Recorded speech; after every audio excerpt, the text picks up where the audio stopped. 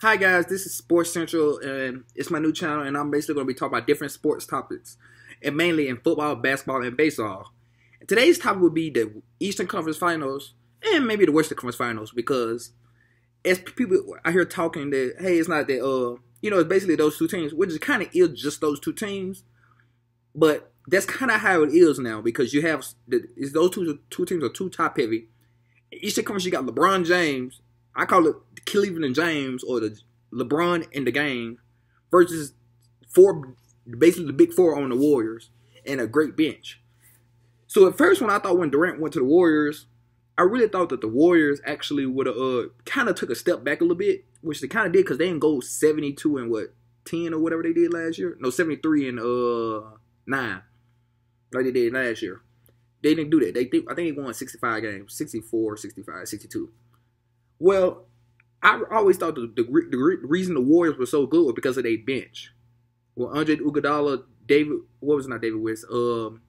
It's Iguodala, Livingston. They had Barnes and all. They just had a great bench. Barnes was coming off in the starting lineup, but they had a great bench. And I think that's what really got them in those two Worlds finals. This year, I don't think their bench is that great, but they starting rotation is just that much better. Now, on the Eastern Conference side, the Cavs are great. Don't get me wrong. LeBron is having his best year ever. But to me, I think, the reason he's going to ask for help is because his team, if you look at the team, they decent. They good three-point shooting team. But when LeBron is not on the court, they struggle a lot. I noticed. And that's my take on it. But people be saying that LeBron should want to do this in the West. He would do the same thing in the West. It's not like he would do the same thing in the West. So you have to think about that. Like, put the Cavs against every other team that played in the Western Conference playoffs today. The only team I think he would have struggled with is the Spurs with Kawhi Leonard. And without Kawhi Leonard, they won't be the Cavs as you're seeing right now against the Warriors. What else? Let's see what to talk about. The Celtics. The Celtics, I don't know about the Celtics. I think with them getting the first pick in the draft, that's great. Now, you know they're going to select a point guard in Markelle Fultz. And he could be an all-star, superstar type point guard. But you also got Isaiah Thomas. Now, I believe they said Isaiah Thomas is going to be a free agent. He's eligible he'll be a free agent at the end of next season. Now, you bring in Markelle Fultz, in NBA, unless you just like LeBron, all them, you're going to take that 1 year development. Then you got that second year, you got that 1 year is like the learning phase. The second year, you get it. Then the third year, you boom. Well, in the beginning of the good year, that's when they'll be right after Isaiah Thomas just had his free agency. Now, what would they do? With the pick, I would actually trade the pick because you can actually get somebody a superstar with that pick. Because are they in win now mode? Because I think they got the New Jersey Nets pick next year too. And the New Jersey Nets are going to suck next year too. So you could trade this year's pick, get a superstar that you need. Because the Celtics, they still need a big man in my opinion. They got Isaiah Thomas. They need a small forward. I like Jay Crowder, but I think Jay Crowder is more of a 6-man off the bench type role. He's not a starting small forward. They need a big man. With a big man, I think they could really contend against the Cavs. Because right now, Kevin Love is doing Kevin Love type things against them. Like, he's doing Minnesota type things against them. You can't let Kevin Love do Minnesota Timberwolves type things against you. He's not that player no more. So, how I think it is going is the Cavs are going to sweep the Celtics. And the Celtics need to think long and hard about trading that pick. If they want to win now mode. If they get Markelle Fultz, they're not basically they're saying they're not going to beat them this year. They're not going to beat them next year. And we don't know when LeBron, to me, he looks like he's still in his prime like he started his prime because it's his best year. So maybe this is his best year and he's going to slowly start declining after this. So I'm looking at, I'm watching the Warriors versus Spurs game right now. But, so y'all have to look at those things. To me, I would trade and try to get Jimmy Butler or Paul George. Now, Paul George is also, he said he wants to go to the Lakers. And I don't know, he could do that if you want to. But to me, I would, if he wants, but he said he wants to stand for a contender. The Lakers ain't contending right now. I'm sorry, Lonzo Ball, they're not contending right now. Unless Lonzo is the next coming of Steph Curry and Durant put together, they're not gonna beat the Warriors right now. So if I was Paul George, I really think long and hard about thinking about going to the Spurs. I mean not the Spurs, but the Celtics. It's the perfect fit. The Celtics, you got the point guard, you got the picks.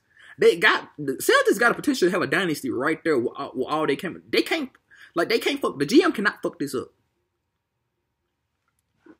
And then Western Conference side, the team I think that with the great potential in the Western Conference side, I could say the Lakers, but I don't know. Because they got, more than likely, they're going to have Lonzo Ball coming in. But with Lonzo Ball, he's a point guard. You got D'Angelo Russell. I'm still trying to figure out what they're going to do with D'Angelo Russell. To me, D'Angelo Russell, he has superstar potential, but I think he needs better. He needs that veteran player around him, basically, because right now, they don't have that veteran leadership. And I think that's what the Lakers really need, is veteran leadership.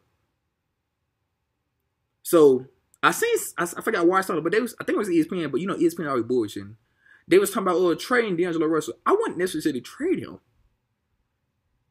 But at the same time, they got the backup. You got Jordan Clarkson as a backup. But if he's a backup, who's your starting two guard? See, you can mismatch there. But I don't think D'Angelo Russell is a two guard. He's more primarily a person with a ball in his hand. But he a ball in his hand. But then again, Lonzo works better with the ball in his hand because he's a point guard. He's a natural big point guard to me.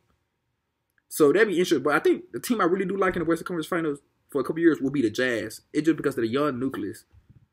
But their best player in the playoffs was Joe Johnson for the first round. In the second round, I would say it was Hayward, but Hayward, the Warriors playing against Hayward was better to lock Hayward up, and it worked. They ended up sweeping the Jazz, but their plan was to lock Hayward up and make everybody force them to beat them. What is the recap on another team? Another team, I go with my team, Memphis. Memphis needs to get rid of the good and grind mentality. Going into this offseason, I think Tony Allen and Randolph are both free agents. Now, Memphis has the point guard. Mike Conley's about 30 to 31 years old. They got Gasol. He's about the same age, 32 to 33. But Gasol is still pretty good. Gasol just learned this year the outside shot, which I've been saying for the last couple of years to do the outside shot. Memphis had an old coach, Atlanta Hollins. Hollins did not like rookies. This year, David Fisdale, who at the beginning of the year, I think he made a lot of rookie mistakes. But I think in the end and close to the playoffs, he really learned that those mistakes really he learned from those mistakes and it really helped him. Memphis had a bad problem not playing rookies. Or drafting bad. They have a bad out of the draft very bad. Case in point, the Steph Curry draft. Steph Curry did not want to get selected by the Grizzlies. Okay, great. The Grizzlies had the second pick in the draft, I believe. They selected Hasheem. It was the second, third. They selected Hasheem to beat. So instead of they selected to beat. All that boy was James Harden, Curry, all the point guards that Timberwolves selected. I'm glad we didn't. But they had all the people to select from. They ended up going to beat. And you see how that worked out. What else? The 2011 NBA draft? No, the 2013 draft, I think. The Grizzlies selected Jordan. No, it's 2014 NBA draft. They selected Jordan Adams out of UCLA. Jordan Adams actually was a good shooting guard. He could shoot. He was a decent size, I think 6'5", 6'6", about 210. He just had a problem with he had knee problems the whole time he in Memphis. And which is unfortunate, but at the same time, when the Grizzlies selected Jordan Adams, the Grizzlies needed shooting. If anybody remember the 2015 NBA draft, the 2015 NBA playoffs, Grizzlies went up against the Warriors in the second round. The game, Mike Conley broke his face, basically. They lacked shooting against the Warriors, but the draft before that, they selected Jordan Adams, who they didn't play. But guess who was available later in their draft? Rodney Hood from Utah. Rodney Hood would have filled that shooting void. And that small, that shooting guard, small forward because he's long. Now, in reality, Rodney Hood hasn't realized his potential because Rodney Hood is better than what he played with in the playoffs. But we'll see. But what Memphis need to do, they need to get younger. They got the backup point guard. They got Andrew Harrison, and they got Wade Baldwin. I didn't think Andrew Harrison be that. He played better in the playoffs than he did in the regular season. He was at one point in the regular season, Andrew Harrison was, they said, qualified was the worst shooter in the NBA. Well, I thought Wade Baldwin would be actually a little better than he played, but maybe, like I said, rookie. Shooting guard, Memphis.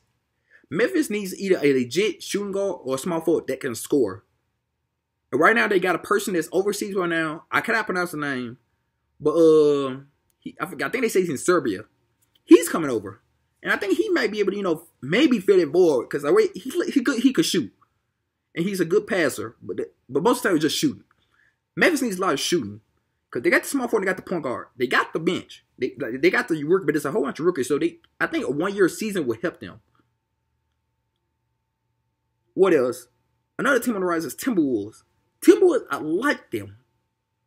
Now, people rag on Rubio. I kind of like Rubio. But I think I have to see how Rubio plays for them because they do got the other point guard on their team. What is his name?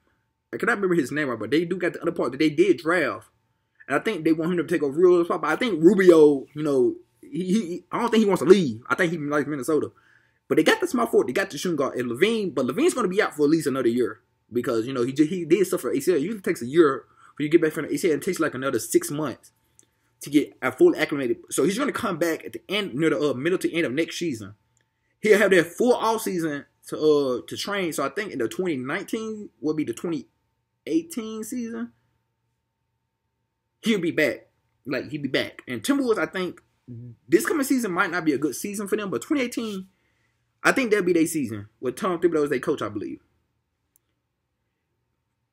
I think that'll be that's it for today's video. Please like and subscribe. I will be coming out with more recaps. My next recap, I'll be doing a baseball recap. Talking about St. Louis, how we got the Rangers on a 10-game winning streak, I believe. If they won today, they'll be on a 10-game winning streak. And some other baseball stories. And we also got some football coming up. So if you like it, please like. Subscribe for more talk. If you got any comments about your team, leave in the description. This will be my first video on the channel, so I don't got no subscribers, so I don't really care. I just like talking about sports, and if you want to talk about sports, just comment and we'll get it talking. Peace and have a great day.